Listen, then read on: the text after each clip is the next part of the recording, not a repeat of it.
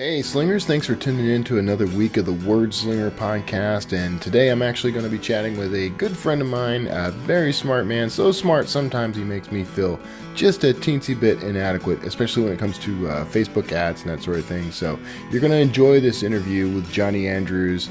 He's the founder of author platform Rocket, some author marketing services built just for you, very intensive stuff. So Jonny's he's a fireball, he's dynamic, he's very energetic, and you're going to want to take notes and hit pause every now and then because the guy's dropping some mad science on you. So enjoy this interview with Jonny Andrews. Stick around after the interview. I've got some industry news and some other things that you're going to want to hear about. So thanks for tuning in, and I'll see you on the other side.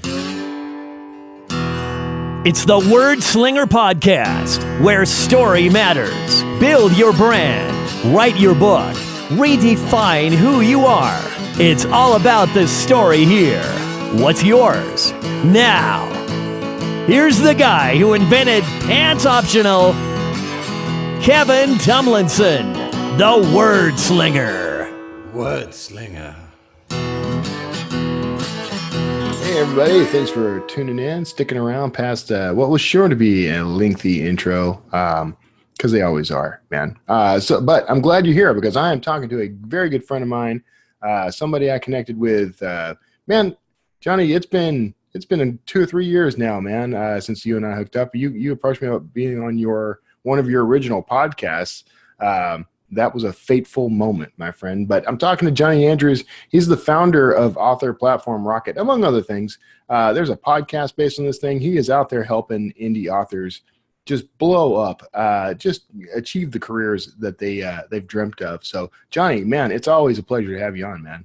Well, thanks for having me. I love your show and the sultry sound of your voice. I think I say that every time you have me on, too. It's contractual. It is. Everyone who appears on the show has to comment on that and the peeled green M&Ms. That's right. Which I lovingly hand peel every single M&M. So, this is one of those rare. We're doing a do-over, and you know me, man. I always pull back the curtain and let everybody see what's going on. But we had already talked, and I'm going to save that, by the way, for some nice bonus material somewhere along the way. But you and I had already talked about it. We realized after the fact that we didn't really go through the topic we wanted to go through. We wanted to kind of bring you back to kind of give us a little bit of an update of what's going on with APR, because the last time you really had just launched it, last time I had you on the show. I'm pretty sure, right? Yeah, well, it had sort of gotten to the point where here's what's funny. I launched that without ever putting up a website. It was literally like, I'm always beaten to death, like the power of the email list.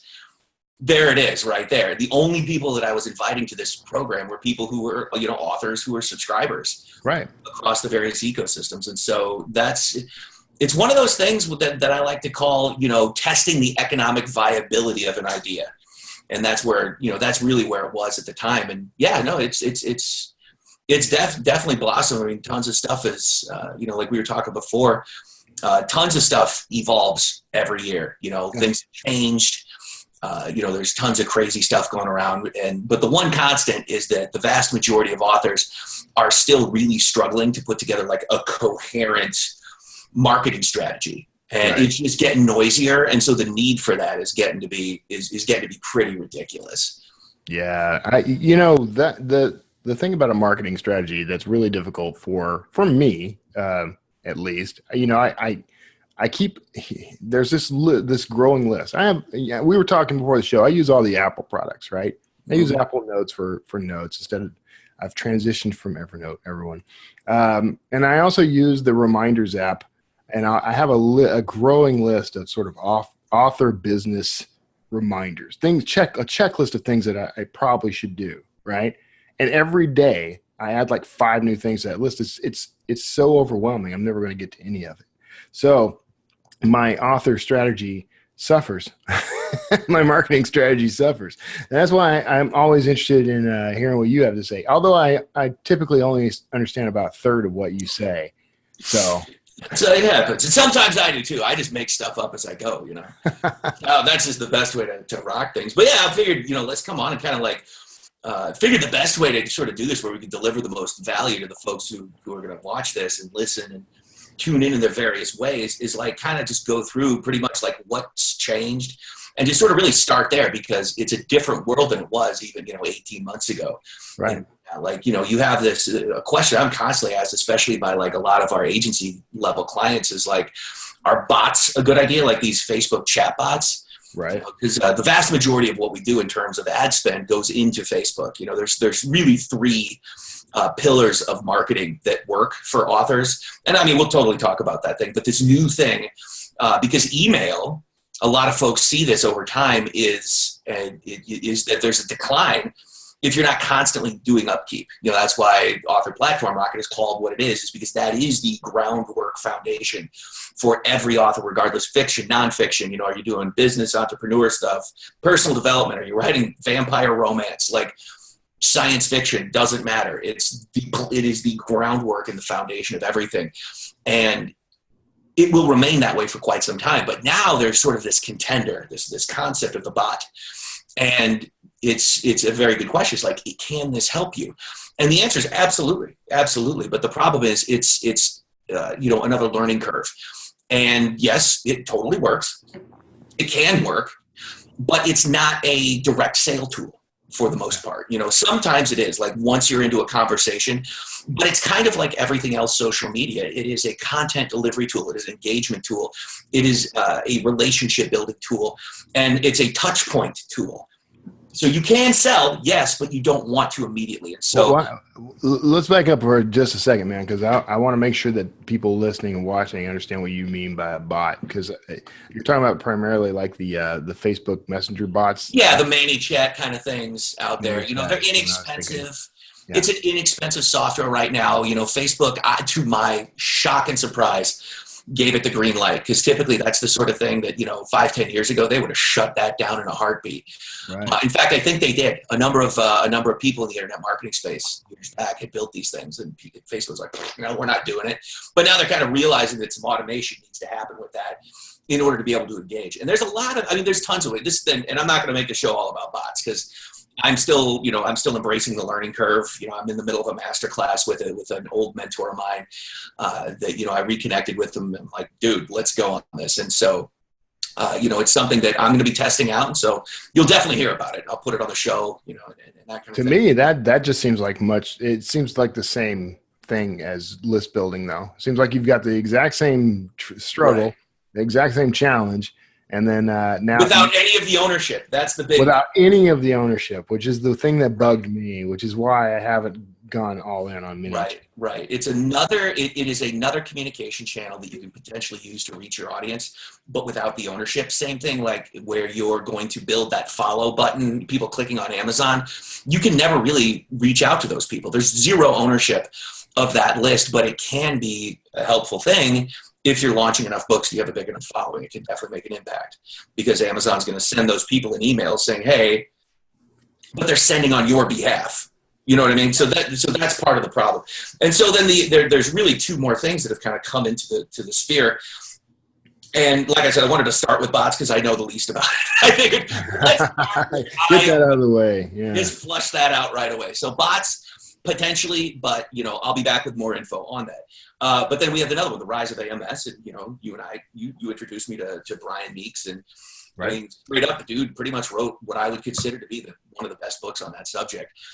We use a lot of those same tactics, with the agency folks, and so when we're taking over those ads, there's a huge opportunity there. But welcome to your next job, because those things die out so fast. First of all, it takes them so freaking long to cook in the beginning anyway. There's been instances where we haven't even, they won't even go for like weeks. You can email support and all this stuff, and then suddenly you're getting like traction and things. And so I'm not going to get into the ins and outs of that, because there's classes. Just buy his book. Go Brian Meeks. Just go get that. It's a great book. It's a book. I interviewed Brian on this show. I'll try to include a link to that in the show notes. Absolutely, yeah. Make it your affiliate link. No, but that's really. Here's the interesting thing, because it almost happened within the same week. Facebook ads started to, for some people, decline in results, and all of a sudden AMS started rising in results. And it was within this tiny little bubble of a couple of days. And it was like, oh, wow. And that's why, with the people that we run their ads, we did these pivots and shifts and learned how to do that and incorporated that into what we were doing for them. Because sometimes, and this is just what part of the experimentation process, sometimes AMS are going to be better for you, sometimes Facebook, but you need to know how to do both. And you also need to know, and this kind of segues into the mistakes, the myriad of mistakes that I keep seeing all the time, is AMS is a different animal than Facebook. It does not perform in any way, shape, or form at all, right, like Facebook ads. It's comparing apples to hairless cats in terms of functionality and performance. But you do need to learn both of them in order to kind of be that sort of person. If you're going to be that kind of author in this sort of world. And then the big one that we are pushing super heavy in our ecosystems is the rise of like this live thing. And I know, your author's going to hear, but I don't want to do live video. Guess what? If you're not doing live video, you're making a huge mistake. And here's what's happening. The marketplace, because essentially, as we've mentioned in the years previous since we've been talking, the industry's a button. Amazon turned it into that. It completely removed all of the barriers between the author and the reader on every level. So now there's almost no need to go and get published. I mean, there's definitely some reasons, but that's not what today's about. But for fiction authors, no, not really. And then especially if you're doing the nonfiction thing, this is what live does. Is it market's overly saturated. Right. Every single genre, every single niche out there is getting murdered with books, and nobody knows who's who and what's what. And so your job, your business, the business you are in as an author, regardless of what you're publishing, is to build your platform. Right. If you build that platform and then you market to those people, so you have this marketing coming in like this, and then you just sort of mix it up and get everybody to like you. And, sometimes people exit because they decide you're not for them, and a lot of times they stay and they become lifelong fans and super buyers. But one thing that's happening right now, and we're implementing this on a lot of our fan pages where we have those book marketing sites where authors can, buy space in the newsletter, and we promote that. We've opened up a complete thing where we're letting the authors do live. And so we'll host a giveaway with 20, maybe sometimes, anywhere from like 15 to 20 authors. And all of them do either a takeover or a Facebook Live. Right. That kind of thing. And we've had some really big names that have come out to do this. In fact, we just did this. We did the Halloween one recently and got some crazy big, traditionally published New York Times bestsellers to like come and do that. And I was like, what? And all we had to do was say, hey, would you mind? We only reach like almost 500,000 of your biggest fans a week. Can you maybe? And they were like, uh-huh. It wasn't a hard ask, but that took a long time to get to. That's been cooking since. That's been coming since 2011. Get that level of yes that quickly. But anyway, so it can happen to you too. But my point is, this live thing, what it does is it cuts through the noise, and it puts a face and it puts that personality with the individual, with the author, and you better connect. And so what we're able to do then is put these authors live on camera, just like we're doing, in front of sometimes hundreds of thousands of people. Right. And it really makes a difference. It absolutely makes a difference. And so these authors have been having a great time with it. And I would highly recommend using that in your own ecosystem once or twice a week. Just do something where you get out there and you engage with them. You can Google ideas on what to do, but we always try to do it wrapped in because I would hate to deviate from what I believe, which is build your email list for the love of God. So we're always like building these. We're always doing these giveaways that work with this stuff. And then obviously we scrub the crap out of them to make sure that, you don't have any shenanigans going. Right. Nobody likes the shenanigans. We gotta be shenanigan free. Absolutely. Yeah. Shenanigan free. So go ahead. I was going to ask, one of the, so what a sort of I don't know, not a best practice, I guess, but would you recommend, I've heard you talk about like Facebook Live and things like that. Is that sort of what you're talking about? Getting out and doing some FaceTime with the the readers? Yeah, that's a good idea to do. It really is. And I know that, and it's funny because if you if you go to the author platform rocket, you dig through it, you can see it's under the platform building or newsletter building thing. We actually have this, and I have a bunch of things that when we did these promos, I always like to, hey, tell us what you thought. I'll put you on the webpage as saying that everything we do is amazing. It's hilarious because virtually all of our testimonials with this kind of thing are, oh my word, I was scared to freaking death, but I did it and it was awesome. Can I do it again? Right. That is almost universal. And these are some of the shyest people you'll ever meet. None of them had a stinking clue what they were doing before they did it. And then, we just had probably what I would say is the most viral one happen over this last weekend. Most of the time, they're going to be seen maybe within a few days by about 2,000, 3,000 people, and then they just keep going. That's a really huge benefit to these things, is that they just keep cooking. Like, this is a long-term, super awesome way of doing this because Facebook is pushing this so hard right now. This will not always be the case. Keep in mind. But we've established, this is why I like to say make hay while the sun shines, because we've established that Facebook is the place to build this audience because you can move people from there into your subscriber base and then move them around wherever you need. Well, this is just one more way of doing that highly effectively. And do it while you're doing it, because you can then build audiences from these people and all sorts of stuff. But her Facebook Live within 24 hours was seen by 42,000 people. Wow. One author that we put him live through Vampire Novels, and she's just a paranormal, I believe paranormal romance author. And you're just pushing this on your own Facebook channel and that sort of thing, right? Right. What we're doing is letting authors rent space and market to them. So we have another group, and this one right now is completely experimental. But they said, hey, what if we did a recurring show every 2 weeks? And I'm like, great, cool. Let's do it. And so we're just going to kind of monitor that and see how it goes. But that is a huge thing, is having a show, or the concept of a show, and doing it on a regular basis. Just like these podcasts and stuff. It's awesome. And and I know that sometimes takes a little bit of doing, but I cannot stress enough how effective it is. Obviously it's just one of those things, do what you do. Maybe you don't want to, that's fine. But especially if you're selling back-end products, if you're doing the nonfiction, the business development, entrepreneur, how to do this, that, or the other, whatever it is, how to train your dog not to pee on the rug, or who knows, that kind of stuff can really benefit from this. And it makes it difficult if you're, cranking with like 36 different, what do you call them, ghostwriters, and not really publishing as you are. That isn't probably going to work unless you hire some actress or actor to sort of pretend to be you, but that gets a little squirrely. Right. But as long as you show up as like an authentic human being, you can make as many mistakes as you want. And so what we're doing right now is putting together sort of a best practices that we're going to let folks download, and just, here you go.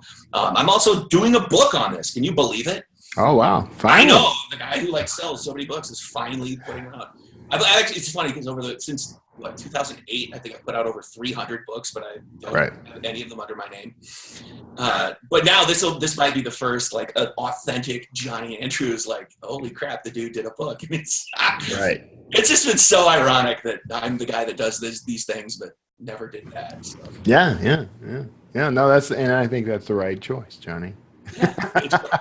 Well, it's funny, actually. I don't know, because what I'm noticing now is a sort of shift, because there are so many books out there, and we kind of need shortcuts in a way.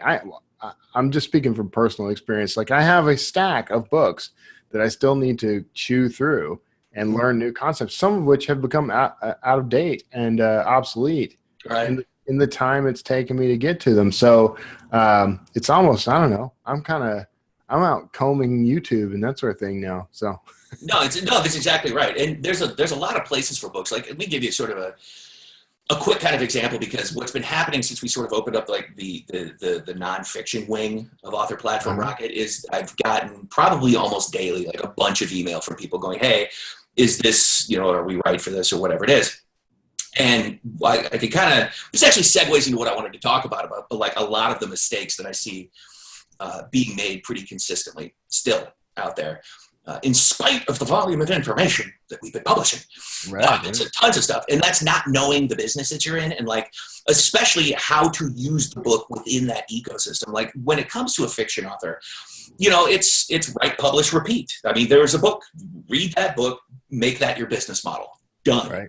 Pretty much it. That is going to be your model for producing products. There is nothing wrong with that. That is, you know, if you're doing 4 books a year, I think you're going to maintain, as long as you concentrate on the platform building, you can probably maintain some pretty good equilibrium out there in the world. Now let's take that into a different group of folks, which are those with a back-end business service, something like an info product or whatever it is on the back end. What I've been seeing is that they're not really understanding the model. That the point of the book is to enter, as Dan Kennedy once said, enter the conversation in the prospect's mind and move them from where they are to where they want to be through pretty much story-wrapped how-tos. Kind of thing. So you give them good info. And then the big problem that most folks have, and what I tend to hear is, well, if I do a book on what I do, then they'll know everything I know and they won't need me. And that's absolutely, completely not true. The human phenomena is to always seek more, because there's tons of really great info products about how to run a successful online business, but yet there's tons of people making loot coaching this too. So why is that the case? And it's because people, they're looking to make that progression with you. And so this book is this low barrier to entry. They kind of dip their pinky in the sauce and taste it and say, oh, this is cool. And then if you have the call to action, the book, it moves them along. And what's great is if you publish wide, and I actually strongly recommend this, you know, to the nonfiction people, is, of course, you know, you got your Steve Scotts, your SJ Scotts and stuff like that that have very good business models. You know, $45,000, $60,000 a month just off of publishing books. And that is great. Most people don't want to do that many books. You know, he's doing what, every 6 weeks or something like that? I spoke to him, I don't remember his schedule, but it's pretty consistent. But with everybody else, if you publish wide, you can also then publish on your own site, which means you keep your buyer data. And so you can have these other channels, like say you can be running some AMS ads to your book, because now that they've opened that up to non-KU, you can, so for those of you who might not know, people who are exclusive to Amazon, you are the KU, Kindle Unlimited. You're the KU. KU, exactly. You are KU. Armband and the facial tattoos. You're like the Negan of the self-publishing world. Exactly. But as nonfiction, you're probably not going to make scads of loot off of the page reads, because the books tend to be shorter. You know, so you're not going to put together like some epic box set, multi-tome volume thing. It's not, you don't need to. But if you're going wide, so you could use those distribution channels as lead, you know, basically you're going to be pulling humans out of those places. And a little trick, want a trick? I like tricks. I'm going to tell you a trick. All right, so one of the big problems that folks have, and like I said, our agency people run into this constantly. It's like, well, I want to go wide, but how do I target people just on these platforms? Because you can take, like, say, the interest targeting that's working, or the lookalike audience targets that are working inside of Facebook, and then overlay that. Let's say you're trying to target iBooks. You overlay that just with people who are on iOS devices and like iBooks. Right. And amusingly enough, you're going to pay a ton of money for those clicks, but that's neither here nor there. But what you could start doing is your call to action within each one of those books published on each one of those platforms should have a unique pixel that when they click through that, because you typically give them some sort of video follow-up thing, or like the free video companion to the book or whatever it is, when they follow through and when they confirm their subscription to your newsletter, it fires a pixel, because now they're outside of the reading device, which is an enclosed ecosystem. Now they're outside of that reading device. It fires a pixel that identifies them. Then what you start doing is build audiences based off of just those things. And you end up having your Nook platform, your Kobo platform, your iBooks platform. It takes a long time to get there, depending on your sales volume, on each channel. But I can tell you, it's very worth it, because you get to, you season that pixel to learn who's who and what's what, and you get a lot better results from that. So that's kind of a little ninja tip on how to build that. It does work. It just, like I said, it takes a while. The other big problem that I literally see this minutely, the expectations of what it means to be an author who's advertising. Even the big kids are jamming this up horrifically. And two things that have been proven finally, like literally proven, are being spoken openly about by some of the higher ups at Facebook, like over in Europe and Asia and whatnot. Not so much here, interestingly enough, but very quietly published, I suppose, on the interwebs, is you could watch some talks with these people where they talk about the fact that the click cost has literally 0.07% correlation to purchase.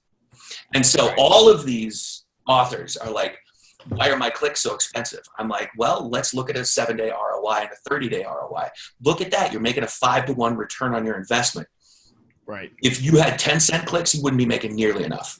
That would not be working in that kind of way. So it's an important thing to understand is your click cost has no correlation at all to whether or not people are downloading, buying, or reading.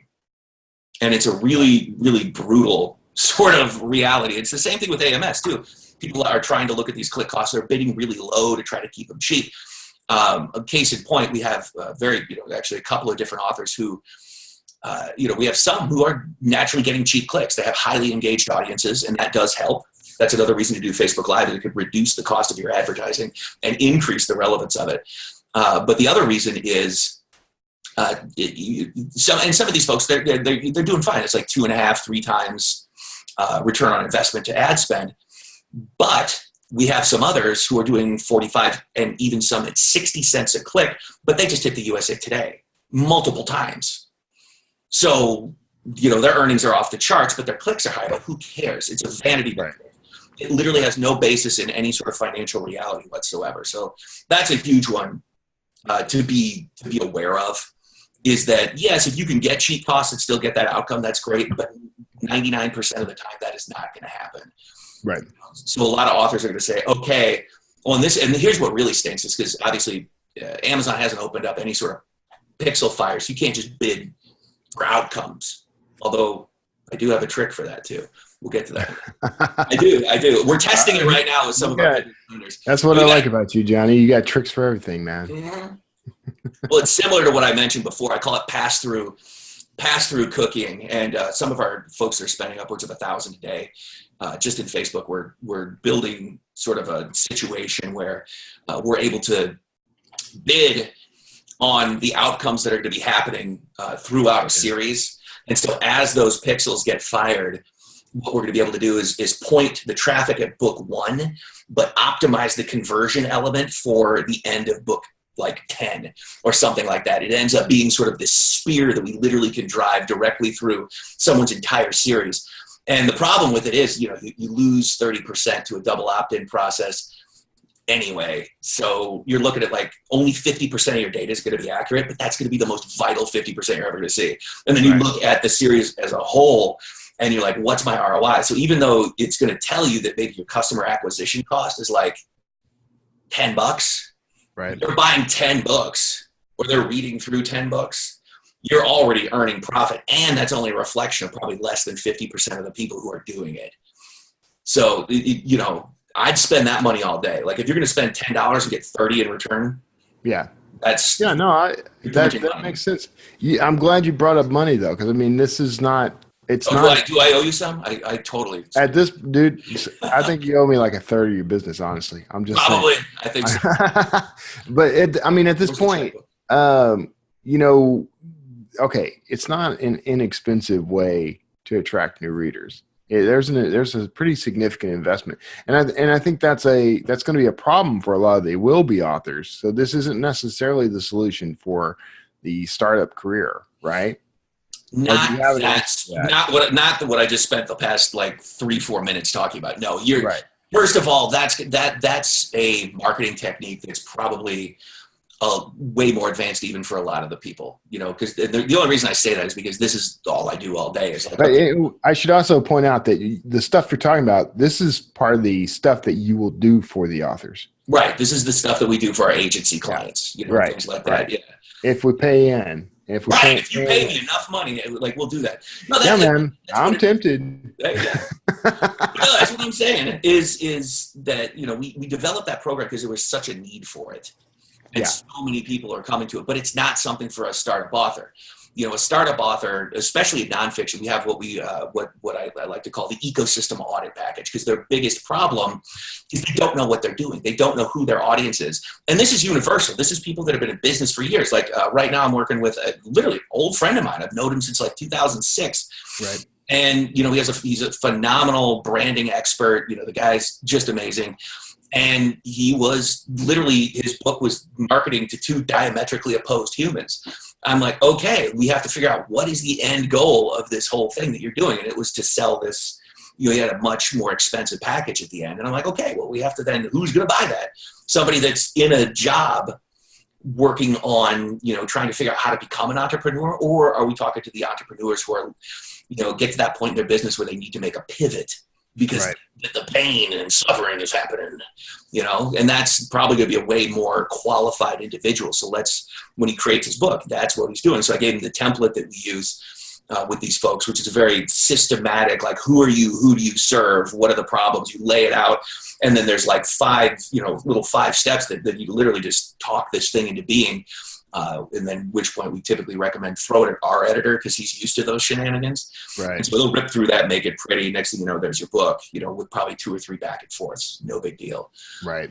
But yeah, if you're getting started, like for the new people, platform building, that is, I would say, the 2 things you need to do. And I've said this probably for years, daily writing ritual and daily platform building. If you do those 2 things, and then within the platform building, it's like, you and I are like, we're 2 halves. We're like Voltron, man. We're like Captain Planet. Right? Absolutely. Our powers combined. Daily writing ritual. That's me. Mm-hmm. The whole platform building side. That's you. And I used API to build my platform. I'm at around 30,000 strong on that mailing list, and I think you contributed probably 2/3 of that. So awesome. I'm very glad. Yeah. Now that was all aimed at sci-fi, so I got to start completely over. You did make that pivot. It's all good. No, man, I know. It's it's a hard thing to do because when you do that, it's very much a start over. But the other piece is, and we're working with a fellow right now in what I like to call the spelunking package. Right. Which is, he created a book for which there was no obvious market. And that's just a ridiculous problem. And I don't take on a lot of these things simply because I don't like to have the deck stacked against me. And that's very much what this is. But there's no even subcategory in Amazon to cover this thing. And I'm like, well, it sounds kind of awesome. Right. But if you're in that situation, or if you're new and you've never done anything like this, and this gets back to expectations, I am not a wizard. I do not go, and then everything is amazing. This very disappointing, Johnny. I know. Like, I can't say this enough though. Like, I'm just a dude who does a thing, and now there's a team that does the thing so that I can overlord and that sort of stuff. But it's very much a process. Like if you're new at this, you have to sort of resign yourself to the fact that if you don't love what you're doing, you're probably not going to last, because it's 2 to 3 years in this. And the first year is going to be just cluster nation, because you're going to ram into walls. You have to learn the ins and outs. And typically you do that through making horrific mistakes. The only real advice there is try things, and try them long enough to know if they're going to work. Like, for example, with Facebook ads, like I was saying with clicks, they're vanity metrics. So you're going to run a series for 7 days. You can do this at $5, at $10, whatever you can afford, that drives traffic to your book. And you have to wait and see what happens with your sales and your reads, if you're exclusive and that kind of thing. If you can rise, great, you're in the right place. But you have to expect that there's going to be a 99% failure rate, especially if you're brand new. Right. And you need to then turn those off, go with different targeting. And it's sometimes the best way to do that is, how's the relevance score? Is it 6 and above? Great, you might be in the right place. Don't worry too much about the clicks. Your click cost is going to be what it's going to be. And then every 7 days, you're like, is there something moving? That's just the first question. Not even, am I profitable yet? Because everybody thinks that they're going to make money when someone turns on an ad. Right. Just shy of 100% of the time, that doesn't work. And what's interesting about this is, and even the people who have sort of all band together and they're spending, there's these groups of these authors that are typically shooting themselves into the top 100 and things like that on a pretty regular basis. Their business model, it's not a business model. It's a money maker that's working now but they don't have true data to really even know if the ads are working. And so if you're in that situation and you're doing really well, you want to be around in the next couple of years, the way to do that is go to your back catalog, find a book that hasn't sold in maybe a year or two, depending on how long you've been doing it, I guess, and work the ads on that one on a manageable daily budget to find out what pockets of interest targeting and what kinds of ads are going to give you lift. And don't look for profitability immediately. Look for effect. Did this book, when you hit it, did it go bubble? Case in point, there was a paranormal romance author. I mean, that was the first genre that I even got into, man. That was like where I cut my teeth on this whole fiction thing. And it took 4.5 months just to find what combinations of ad graphics, call to actions, like everything was going to get it there. And so, losing. All of a sudden, bam, we hit this pocket. We're like 10-1 ROI. And it was phenomenal. But it takes a minute. Like even people that are good at this stuff, you have to expect it to be a while. And the biggest problem is that Amazon doesn't give you conversion data. Right. If I could put a pixel on a thank you page on an Amazon thing, that'd be a game changer. Are you kidding me? I could bid on sales all day, but that's not how it works. That they won't even, that you just can't, it doesn't really happen at all. So, the ad expectations, I'm looking at my notes here for what I wanted to talk about, but that's, really comes down to like the ad expectations, your what business you're really in. Most people have that completely incorrect. Like what's the process flow, especially in nonfiction. I'm actually doing a live Readsy Facebook thing. So if you, I think you've talked to those guys a couple of times. Yeah. But that's what's interesting about that. I was chatting with Ricardo, I guess one of the founders of that, and he was kind of telling me, he's like, yeah, we definitely need someone to come on and talk marketing because they know their numbers when it comes to the editing, the what do you call it, cover design, all this sort of stuff. But he's like, the marketing thing, it's like, it's weird. And I'm like, I can tell you exactly why. And it's because deer in headlights really does not encapsulate the kind of situation that's happening there. The people are so new and so completely unprepared for the business that they're getting into that, for example, I had a guy reach out to me recently who has 7 books.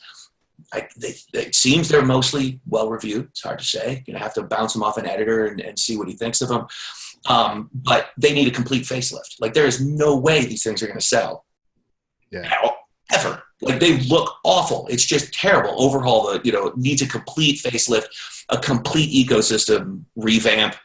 So it's one of those situations like when you come to that, it's like, what do you even do at that point? You have to kind of tell them this. And so anyway, that's what I'm going to kind of go over on that Readsy thing coming up this week is, what business are you really in? What are the things that you need in place to even win, to even potentially win? And then ultimately it kind of almost makes sense to like bring a second set of eyes in that's been down this road 38 gazillion times to be like, okay, this is where you're jamming up. Here's where the real money is. Here's what you can do as a back-end product kind of thing. And, kind of get you back on track if you were ever on track in the first place. Because to not do that, and you've seen this, I'm sure, in business, is to not have some sort of like guiding, like this is why we all talk, So it's because we help each other kind of stay focused and stay on course. It doesn't matter what level you're at. The shiny object syndrome, I mean, you and your pile of books. Like that, it's like, you know how many courses I buy every week that I haven't even gone through? Yeah. It's ridiculous. Yeah, I've got hundreds of courses, hundreds of books. I've got playlists on YouTube. I got all kinds of stuff, man. Podcasts I can't even catch up on. Right, there's just not enough time, and it really comes down to it's like, okay, who are you? Who do you serve? And have somebody take you and help you with that, and say this is where you are based on where you want to be.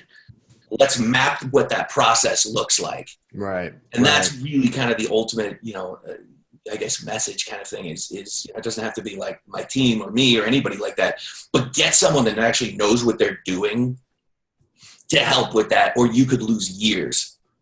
Well, and you have essentially 3 tiers, right? I mean, you have and maybe you don't organize them this way, but this is the way I think of what you've got. You've got the sort of beginning, grow your subscriber database kind of thing, grow your mailing list thing. I think of that as your tier one. You know, that's where you start.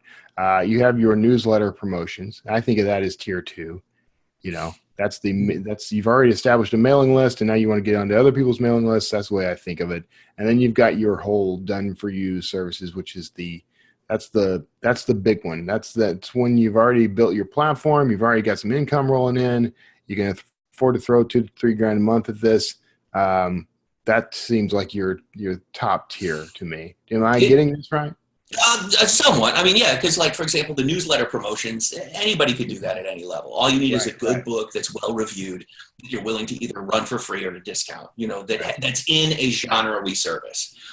That could be anybody at any time. But yeah, you're totally right with the software-based author platform Rocket, where it's like, you know, you pick your genre, you pick how many people you want every month, and we're just going to disperse them to you like on a daily basis. That is absolutely a tier one kind of thing, because you know, what then happens is you see a little bit more success, then there's like a higher level on the, you know, done for you kind of thing, where we're going to run traffic just for you through your Facebook accounts to your landing pages, split test those landing pages, optimize that stuff. And the reason you want to be doing something like this, like I said, even if it's not with someone like us, is if you're testing your landing pages, and I like leadpages.net.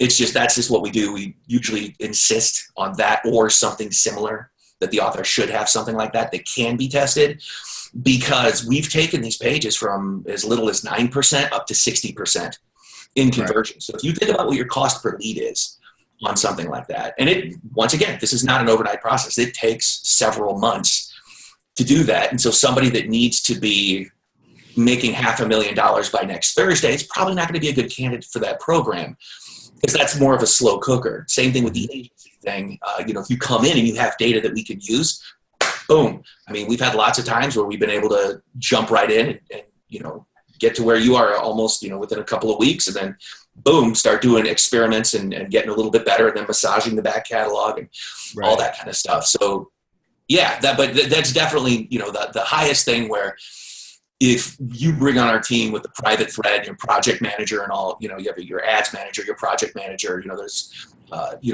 business development coaching going on there. We literally handle all the graphics in the thing. We've had some folks even say, wow, I like your graphics better. Do my covers. That one.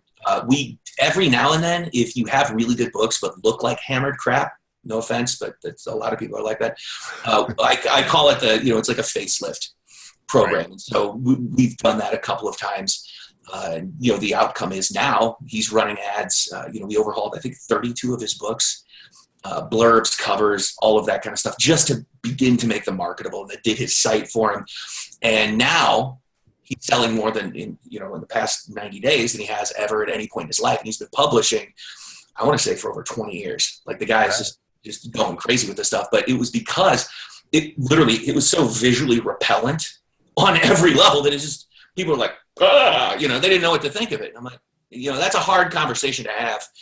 Right. Everyone thinks that, they have the coolest stuff. So sometimes that's necessary. But then for like the nonfiction people, I cannot recommend enough, doing the ecosystem, the audit program. Just, it's super in depth. It's a private webinar recorded that then comes out with, okay, here are the 4 spaces of your business. This is where you are. This is where you want to be. Here's all the stuff in the middle. Here's how your book works with that kind of thing. And you can actually see then where you're going and how it's going to play out, the steps involved in getting from point A to point B. So you walk away with a pretty hefty little document with that thing, plus the recording of the webinar. And currently I'm personally running those. So that's super fun. That's because I build a team around everything that I do. So I kind of try to CEO the business. There's definitely kind of a cradle to the grave kind of thing that we built. Because that's how it's changed. It went from not even having a website for almost 2 years to, I want to say maybe 6 months ago, I finally put the website up and said, okay, you can buy stuff from us now if you don't. Right. If you're not on the list. But by that time, we'd already had I think in the past couple of years, like 16,000 authors. Yeah. We've been able to help with this kind of stuff. And I was taking stock of it. And now that we're getting into nonfiction, working with more entrepreneurs, I've been doing this long enough now. I think we're close to almost 30,000 entrepreneurs that I've been able to help, either just with the courses that I put out or, doing the coaching thing or whatever it is. But I think I'd like to think that we're doing good for humanity in this market, but I guess only time will tell. Maybe I'm the villain. I don't know. Who knows? Who knows? Everybody's the hero of their own story until the end. Exactly. Until you're not. All right, man. Well, we're coming up on the time, but is there anything else you want to throw in before we wrap things up? Really, just it comes down to, no matter where you are in this space, like, don't quit. Right. I know that it's painful, especially, certain times of the year, in certain genres and certain spaces.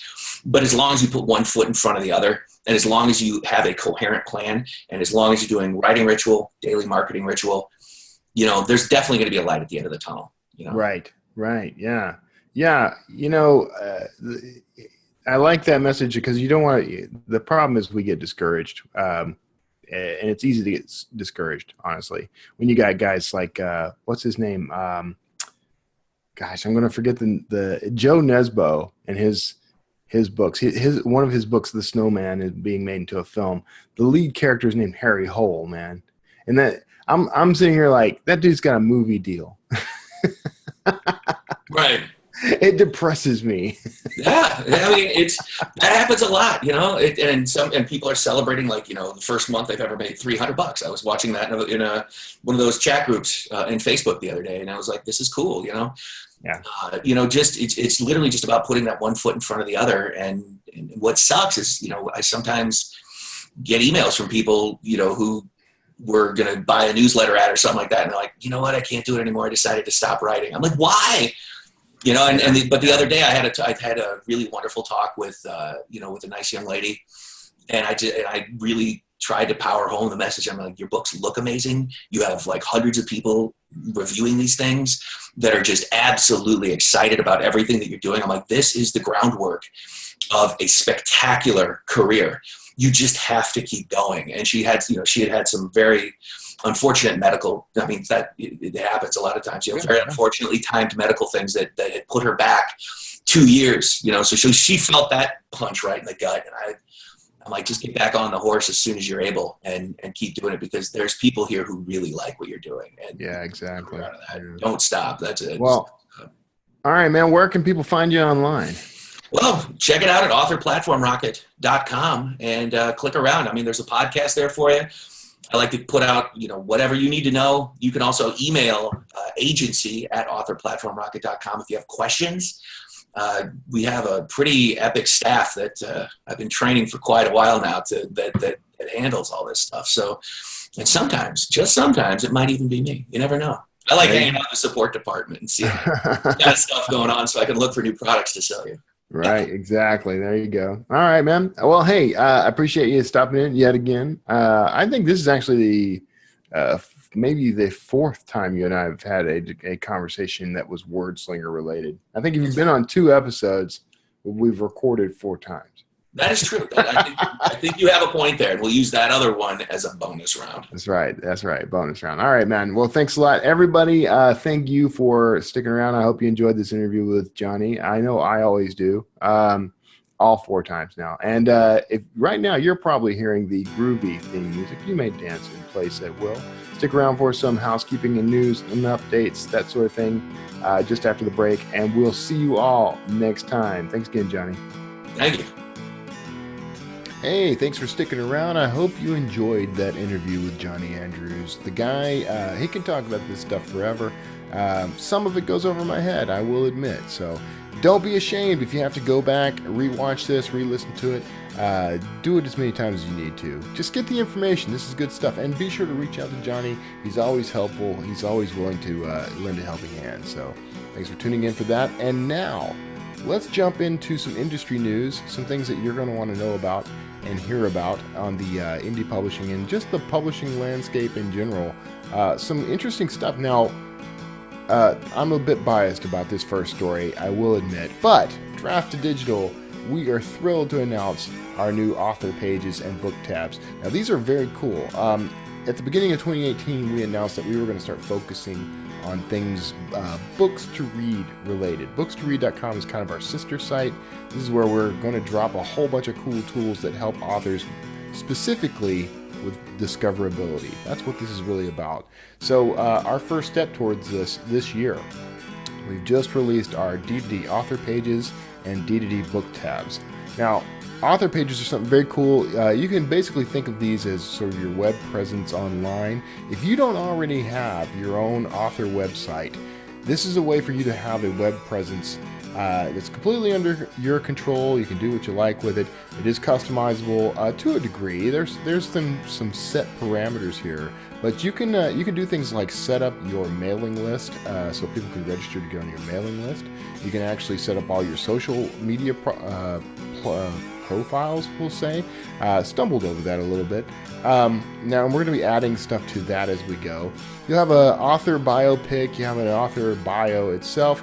You've got what we call the hero book or the hero image, which is an image at the top that is your, it could be your most current book. It could be first in series. It could be the book that's on sale. Whatever you need that to be, it's going to be there. A little promotional tag can be posted over it or taken off. You'll see what I mean. You're going to want to check this out. If you go to, now in the show notes of this episode, there's a link to this story. You're going to want to click on that. There's a blog post that includes video walkthroughs of these two tools.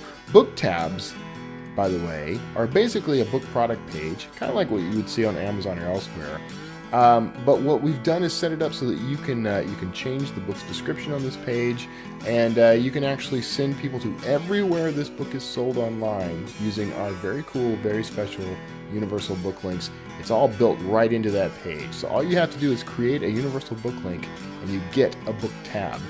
You can send that out to as many people as you want. On the author pages, you'll have little carousels. So if you have a series, it'll actually have a carousel of all your books in that series. If you've got standalones, they'll be on their own. They usually get lumped into this category called other books. But you got all kinds of neat little promotional tools, and that stuff, that's just the start. We're getting geared up to really make this thing just blow up, go crazy. So get in now. You've got a nice, cool, free tool. You don't even have to distribute through Draft Digital to use it. Just go sign up, and you'll be able to do whatever you like with this thing. Pretty sweet. So check the show notes for this episode. There's a link there. It's a bit.ly link. I'll send you straight to that story. Digital manga or digital manga? Is it manga or manga? No one can really agree on this. It's probably one of the most mispronounced words on the planet, because no matter how you say it, you're wrong. But we're going to go with manga. And digital manga overtakes print for the first time in history. Manga, which is one of the most popular formats for reading in Japan in particular, but worldwide, it's very popular. It's sort of a comic book style Japanese artwork. Think Japanese animation or anime in the form of print. And you have manga/manga. Insert your preferred pronunciation here. Now, this has always been popular, and digital manga has had its following, but suddenly we're seeing a tremendous growth in digital versus print for the first time ever. Last year, the reported numbers were 17.2% up from the year previous in people who are reading digitally, while 14.4% fell off from print. So 14.4% year-over-year loss on print sales. That is pretty remarkable, and it shows that there is a growing demand for this, and it's an underserved market. So we've got a nice little opportunity here. Somebody is going to come along, and let's just face it, it's probably going to be Amazon. Amazon acquired Comixology. Comixology is tailor-made for this kind of stuff, so you can almost guarantee that Amazon's going to dominate yet another digital field. However, there are plenty of opportunities for other publishers to get in on this game. Barnes & Noble has been retooling things with their Nook platform. Apple is retooling things with their Books platform. Kobo has their platform. Everybody's out there primed and ready. Somebody's going to come up with a great solution for this, and it'll be interesting to see what happens. But the real interesting thing from this story is simply the fact that for the first time in history, this is happening. Digital is overtaking print in this traditionally very print-oriented genre. So I'd love to hear what you think about that. Pop into the comments below. Let me know what you think. Is it manga or manga, by the way? Feel free to... you can record a video response to this episode, by the way. So let me know. And I'm sure everyone's got their argument for which is the right pronunciation. But I'd rather hear about your thoughts and your take on the opportunity that this might represent for some of the publishers out there. No room for pirates in Switzerland. And of course, when you think of Switzerland, you think of pirates. I mean, it's an automatic, right? But if you don't, you're probably pretty normal. And second, you probably should, because internet piracy has been one of the major leading problems coming out of Switzerland. It's particularly bad for we authors. It's a major source of piracy for books and other intellectual property, because back in 2010, their federal Supreme Court ruled that some of the anti-piracy groups could not have access to the IP addresses and other information they needed to combat piracy with all these guys running servers out of Switzerland. So we're finally looking at a possible repeal of this. The U.S. actually has Switzerland on its watch list, meaning that sometimes commerce is blocked between the U.S. and Switzerland. If it's an online commerce deal, some of that gets blocked because we can't trust the stuff coming out of there. It may be pirated material, there may be scams. There's a much higher potential for that. So the Swiss are finally cracking down on this, and it could mean really good things for the author community in general. Anyone who deals in intellectual property, this could actually be a good move. So it'll be interesting to see what happens over the next couple of years. Will this have an impact on internet piracy? Not privacy, but internet piracy.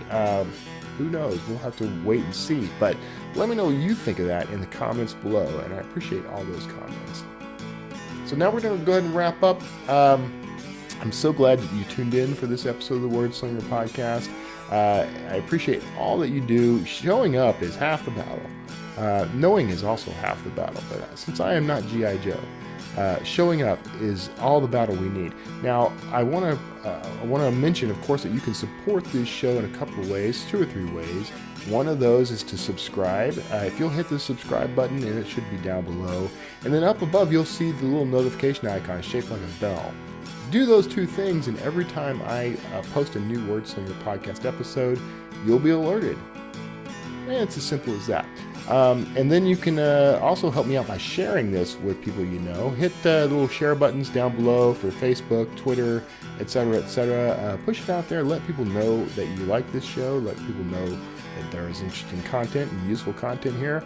And we'll watch the channel grow. And if you are happen to be more of a podcast listener, of course, you can tune into the Wordslinger Podcast on iTunes, Stitcher, Google Play, and all the places fine podcasts are sold.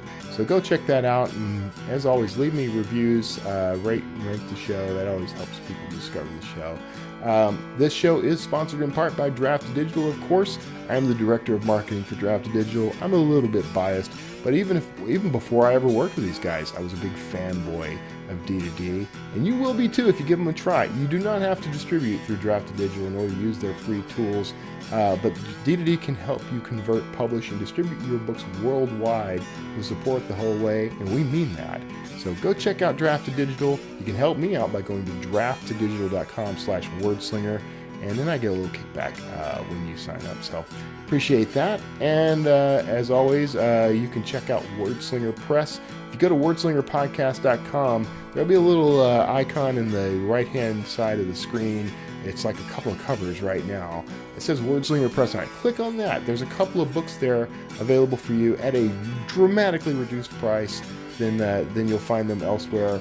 And these are quick and easy guides for helping you start and build and grow your author career, if that's something you're into. So check that out. 100% of those proceeds come to me, so I do appreciate that. And you can find those books anywhere. You don't have to buy them off my site. If you prefer to buy them on Amazon, Barnes & Noble, Kobo, Apple, wherever you prefer, those books are available everywhere. So thank you so much for that support. And that's it. We're going to roll this up. This has been another great week of the Wordslinger Podcast. Now, coming up in the weeks ahead, I will be moving. My wife and I are actually going to be, we're packing up. Everything you see behind me will be in a box soon. But, and everything you don't see on the other side of the screen is already in a box. But we're going to be packing up moving to new digs. We found a flat in Sugar Land, Texas, that we are really excited about, and that's going to take up some time. So you may not see me over the next couple of weeks. I'm softening this by letting people know in advance. But thank you so much for tuning in, and I'll try to pop in with something if I can. But just in case, be sure to check back and hit the notification and the subscribe button, and that way you'll know when I'm back on air. And otherwise, hope you have a wonderful weekend. Hope you have a wonderful month ahead.